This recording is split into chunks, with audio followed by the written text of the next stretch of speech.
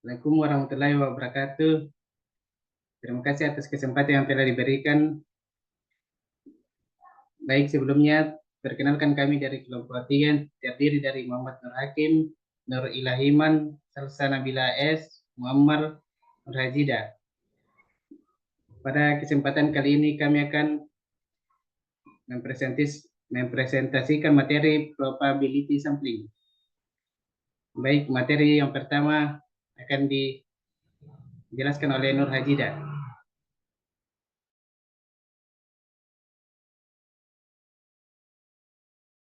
Simple random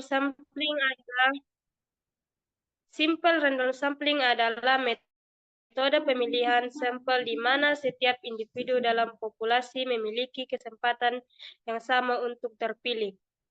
Tujuan utama dari SRS analah untuk memastikan bahwa sampel yang diambil adalah representatif dari populasi, sehingga hasil analisis dapat digeneralisasikan di populasi secara keseluruhan. Dalam metode ini, pemilihan sampel dilakukan secara acak tanpa memandang karakteristik individu dalam populasi.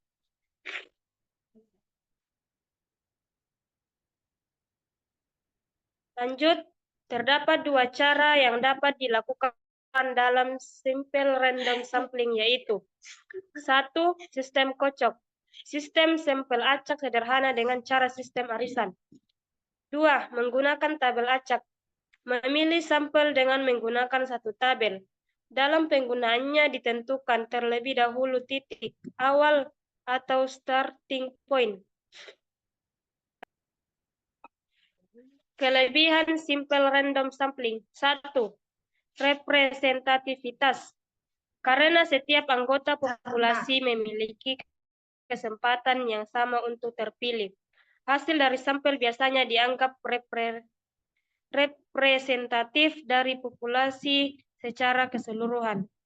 2. Kesederhanaan. Proses pengambilan sampel ini relatif sederhana dan mudah dipahami. Baik metode undian maupun komputer dapat dilakukan dengan efisien. 3. Tanpa bias. Metode ini meminimalkan risiko bias dalam pemilihan sampel karena tidak ada intervensi dalam pemilihan individu.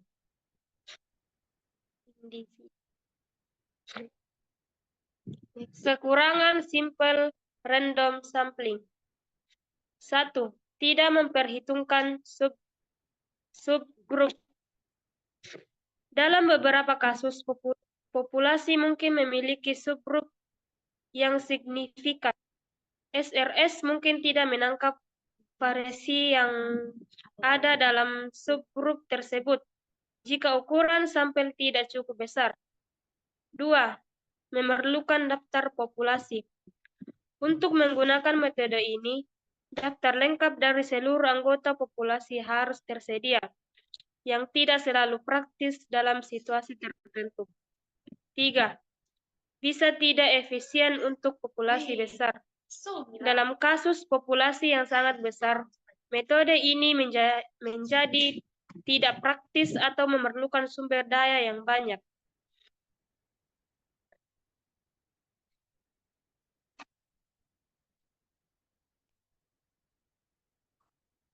Systematic random sampling. Systematic random sampling adalah metode pengambilan sampel yang memilih unsur pertama secara acak. Kemudian unsur-unsur selanjutnya dipilih secara sistematis berdasarkan pola tertentu. Metode ini sering digunakan karena lebih sederhana dan mudah diterapkan dibandingkan dengan simple random sampling. Namun dapat menyebabkan bias jika populasi memiliki pola periodik yang sesuai dengan interval yang dipilih.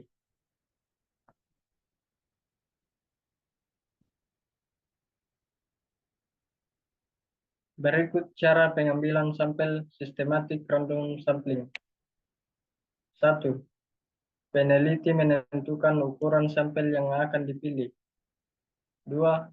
Peneliti memilih nomor acak dalam kisaran ukuran sampel yang diinginkan. 3. peneliti menggunakan nomor interval reguler untuk menentukan anggota set sampel.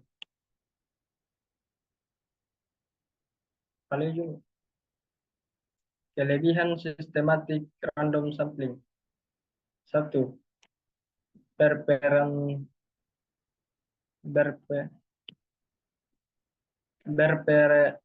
Berpresentatif dalam populasi yang tidak memiliki pola berulang. Metode ini dapat memberikan hasil yang hampir sama dengan simple random sampling, dengan hasil yang cukup representatif. 2. Cepat dan efisien. Sistem ini meminimalkan waktu dan biaya karena Anda tidak perlu melakukan pengecekan secara terus-menerus untuk setiap elemen. Interval tetap memudahkan pengambilan sampel terutama pada populasi yang besar tanpa bias. Proses pengambilan sampel dengan metode ini sangat sederhana karena hanya memerlukan satu kali pengecekan untuk menentukan titik awal, lalu mengambil elemen berdasarkan interval tetap. Kekurangan sistematik random sampling. 1. Keberhasilan tergantung jumlah populasi. Pengambilan sampel sistematis efektivitasnya bergantung pada jumlah populasi awal. Jika populasi tidak dapat diukur atau tersedia, peneliti harus memperkirakan jumlahnya. Perkiraan yang tidak akurat dapat menghasilkan sampel dan hasil yang tidak tepat. 2. Risiko manipulasi data. Pengambilan sampel sistematis memiliki risiko manipulasi data yang lebih besar.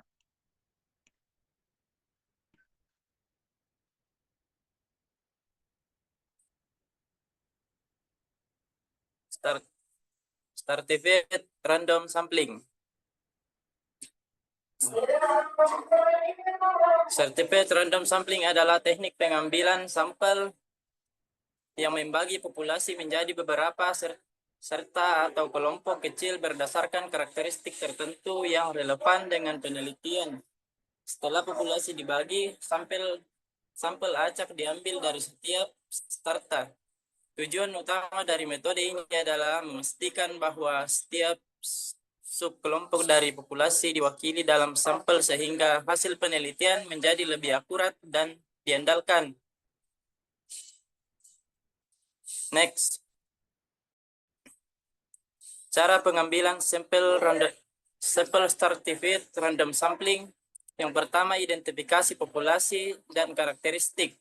Dalam langkahnya, yaitu mengidentifikasi populasi yang akan diteliti dan karakteristik yang akan digunakan untuk membagi populasi tersebut menjadi strata. Karakteristik ini bisa berupa usia, jenis kelamin, pendapat, pendidikan, atau lainnya yang relevan dengan penelitian. Yang kedua, risiko manipulasi data. Populasi kemudian dibagi ke dalam beberapa strata berdasarkan karakteristik yang telah ditentukan. Setiap strata harus homogen di dalam dan heterogen dengan strata lainnya. Yang ketiga, menentukan ukuran sampel.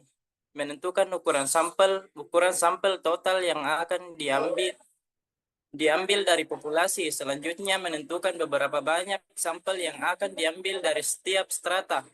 Next.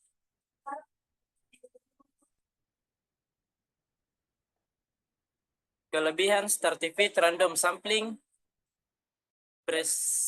presentivitas yang lebih baik dengan memastikan setiap strata diwakili. Stratified random sampling menghasilkan sampel yang lebih representatif dari populasi. Ini mengurangi bias dan meningkatkan akurasi hasil penelitian.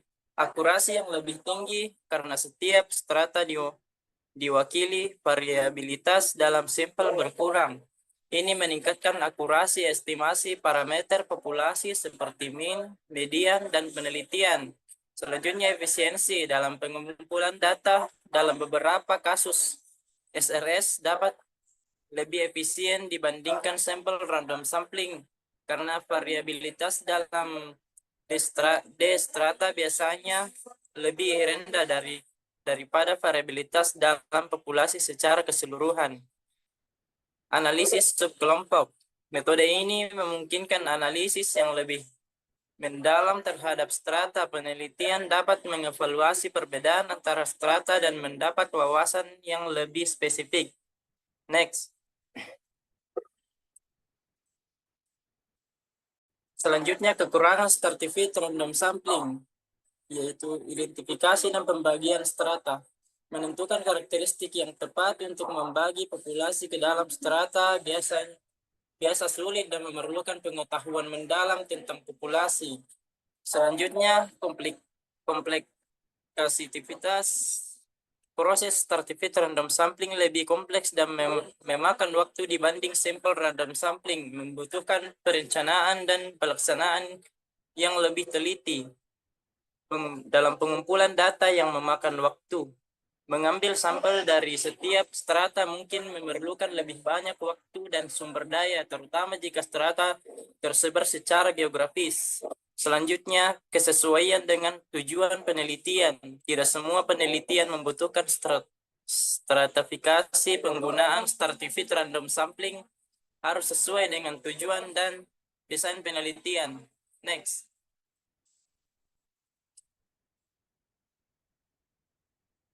Selanjutnya, cluster random sampling.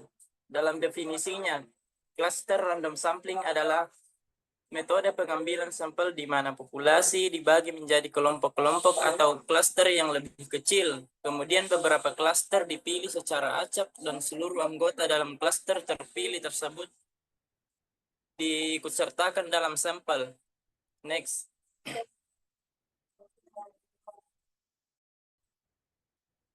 Selanjutnya, pengambilan sampel cluster random sampling. Yang pertama, pengelompokan tahap tunggal. Dapat dikumpulkan dari setiap unit cluster yang dipilih. Selanjutnya, pengelompokan tahap ganda. Unit dipilih secara acak dari dalam cluster. Lanjut, pengelompokan multitahap. Prosedur pengambilan sampel elemen secara acak dari dalam cluster diulang hingga mencapai sampel yang dapat dikelola. Next.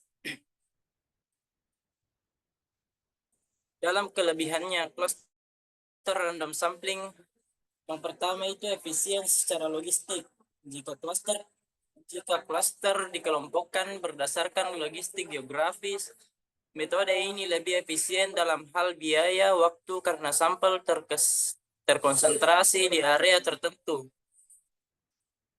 Selanjutnya, cocok untuk populasi yang tersebar luas. Metode ini efektif jika populasi tersebar secara geografis, misalnya dalam survei di beberapa wilayah yang luas. Next.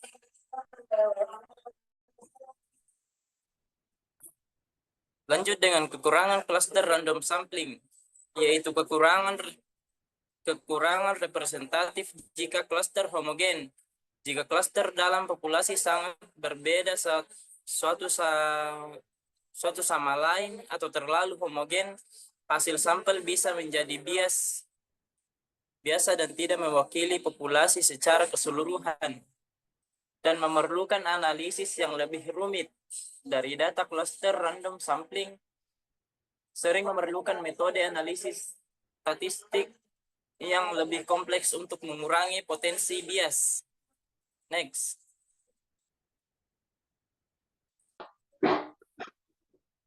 Baik, materi selanjutnya itu multi-stage random sampling. Multi-stage random sampling adalah metode pengambilan sampel yang dilakukan melalui beberapa tahap, di mana pada setiap tahap dilakukan pengambilan sampel secara acak dari subkelompok yang lebih kecil hingga akhirnya diperoleh sampel akhir. Ini merupakan perluasan cluster sampling, tetapi melibatkan lebih dari satu tahap pengambilan sampel. Tahap multi-stage random sampling. Yang pertama ada memilih unit primer. Populasi dibagi menjadi kelompok-kelompok atau klaster berdasarkan kriteria tertentu. Misalnya wilayah geografis. Yang kedua, memilih subcluster. Dalam klaster yang telah dipilih pada tahap pertama, populasi dibagi lagi menjadi subcluster yang kecil. Sejumlah klaster dipilih secara acak. Yang ketiga yaitu memilih sampel akhir. Dari cluster yang dipilih sampel individu atau unit terakhir dipilih acak untuk pengumpulan data. Selanjutnya itu kelebihan multi-stage random sampling. Yang pertama ada efisien dan praktis. Metode ini sangat cocok untuk populasi yang sangat besar atau tersebar secara geografis, karena memungkinkan peneliti untuk menyederhanakan pengambilan sampel dengan mengurangi jumlah unit yang harus dipertimbangkan setiap tahap. Yang kedua adalah fleksibel, dapat digunakan untuk berbagai jenis populasi dan disesuaikan dengan kebutuhan penelitian.